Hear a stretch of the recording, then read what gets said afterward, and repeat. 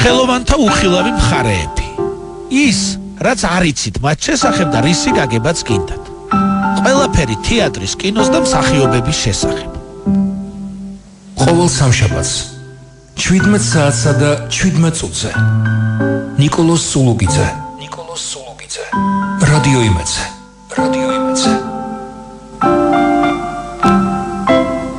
გადაცემა 17-17-ის გენერალური სპონსორია მიკროსაფინანსო ორგანიზაცია ბერმელი 577-577-577.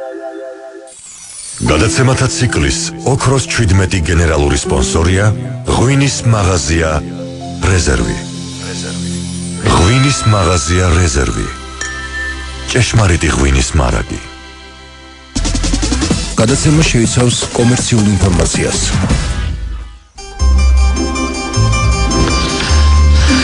დავბრუნდით პირდაპირ ეთერში, ბოლო ნაწილი იწყება ჩვენი გადაცემისა და ჩვენ ყოველთვის ვცდილობთ, რომ რაც შეიძლება მეტით რომ დაუთმოთ ინკლუზიურ სწავლებას, ვისაუბროთ როლის, სახელოვნებო მიმართულების როლს ინკლუზიურ მიმართულებაში და მე მიხარია, რომ სწორედ ამ თემაზე ვაგრძელებ ჩემს არაჩვეულებრივ სტუმრებთან ერთად საუბარს. თეატრალური უნივერსიტეტი ყოველთვის გამოირჩევა ინკლუზიური მიმართულებით და ქალბატონი ანა ღვინიაშვილი თეატრალური უნივერსიტეტის პედაგოგი და ქორეოგრაფი გახლავთ ჩვენი სტუმარი და სტუდენტი მოცეკვავე ლაშხი.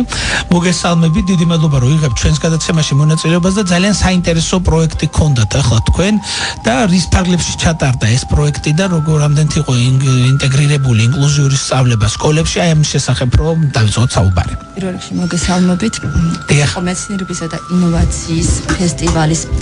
მეცნიერებისა და ინოვაციის ფესტივალის ფარგლებში ჩატარდა ინკლუზიური ცეკვის ვორქშოპი მეორასე საშუალო სკოლაში, ეს არის სკოლა პანსიონი, სადაც მოხდა ქორეოგრაფიული მიმართულების სტუდენტების წაყვანა ამ ვორქშოპზე და ორი ჯგუფი დაკომპლექტდა, ეს იყო 13-დან 16 წლამდე ბავშვებს და 16-დან 17 წლამდე მოსწავლეები, სადაც მოხდა ვორქშოპის ჩატარება ინკლუზიური ცეკვის.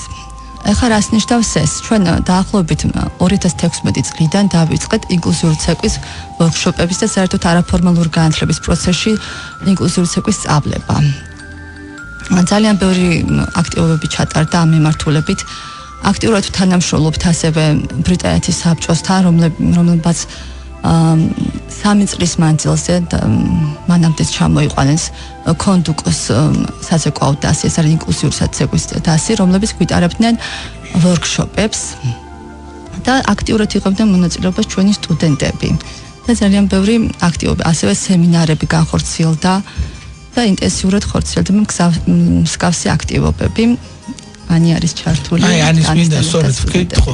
Ani სტუდენტებისათვის ამდენად მნიშვნელოვანია ესეთი აქტივობები და ზოგადად გაცნობიერება იმ პასუხისგებლობისა, რაც თითოეული მოქალაქის ვალია, რომ რაც შეიძლება მეტი ყურადღება გამოვიჩინოთ განსი პროექტებისადმი. პირველ რიგში მოგესალმებით.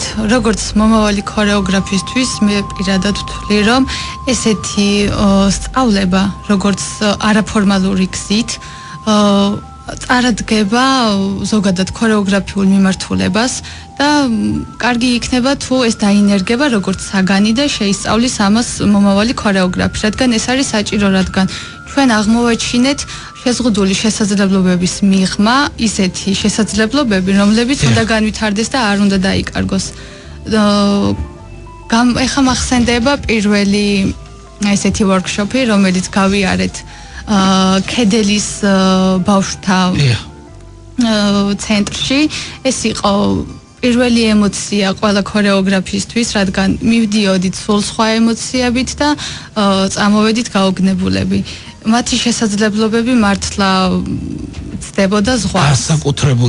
განსაკუთრებული შესაძლებლობები და მათი განვითარება უნდა მოხერხდეს, რომელსაც ჭირდება 1000 განვითარების გზები, 1000 სათამაშოები, რომელიც შევისწავლეთ. ეს არის სპეციალური თამაშობები მათი განვითარებისთვის და იმისთვის, რომ მოეხსნათ ის კომპლექსები, რომელიც გააჩნიათ.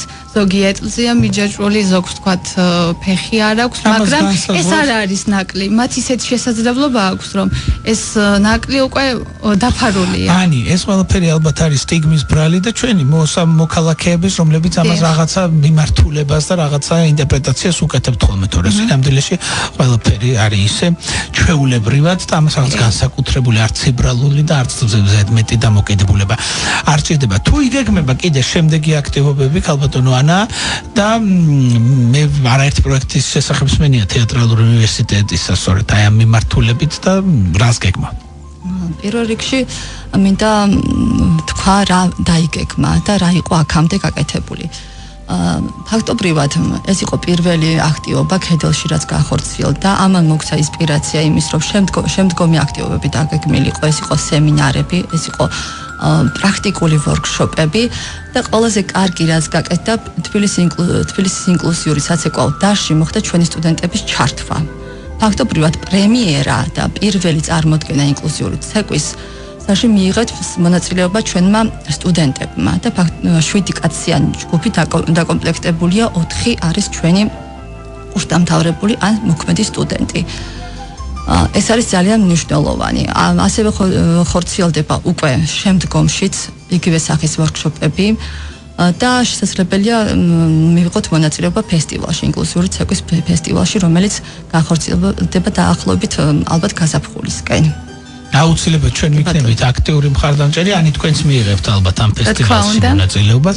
მე მინდა წარმატება გისურვოთ და დარწმუნებული ვარ, რაც უფრო მეტად აქტიურობთ, მით უფრო მეტი დამფასებელი გამოუჩნდება და მიმბაძველი ამ საქმეს და ეს ძალიან მნიშვნელოვანია. მე მშვიდობები ჩემს სტუმრებს, ქალბატონი ანა ღვინიაშვილი, ქალბატონი ანი ლაშხი იყვნენ ჩვენთან სტუმრად. მე მომავალ სამშაბათამდე დაგემშვიდობებით, მე დღეს ღამე მივფრინავ ფრანკფურტში, იქ არის თეატრალური კვირეული, შემდეგ წიგნის ფესტივალი და იქითაც სამშაბათს მოგიყვებით ცხელ ამბებს თუ რა ხდებოდა ფრანკფურტის საერთაშორისო ქართულ კვირეულს. ნახვამდის დიდი მადლობა.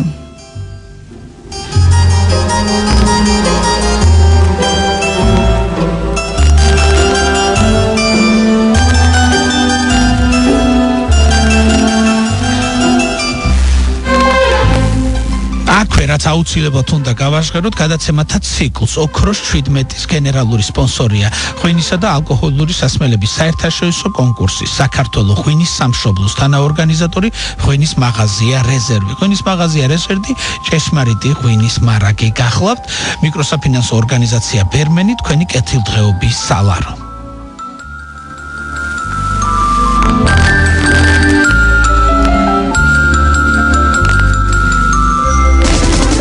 გადაცემა შეიცავს კომერციულ ინფორმაციას. ვინც გიყვართ, ვისაც სცენაზე თუ ეკრანზე ხედავთ და ვისა შეხვედრაზეც ოცნებობთ. თქვენ შეგიძლიათ ჩვენი თანამოსაუბრე გახდეთ. ყოველ სამშაბათს 17 საათსა და 17 წუთზე ნიკოლოზ წულუკიძე, რადიო იმედზე. გადაცემა 17-17-ის გენერალური სპონსორია მიკროსაფინანსო ორგანიზაცია ბერმელი. 577-577-577. გადაცემათა ციკლის ოქროს 17 გენერალური სპონსორია ღვინის მაღაზია რეზერვი. ღვინის მაღაზია რეზერვი. ჭეშმარიტი ღვინის მარაგი.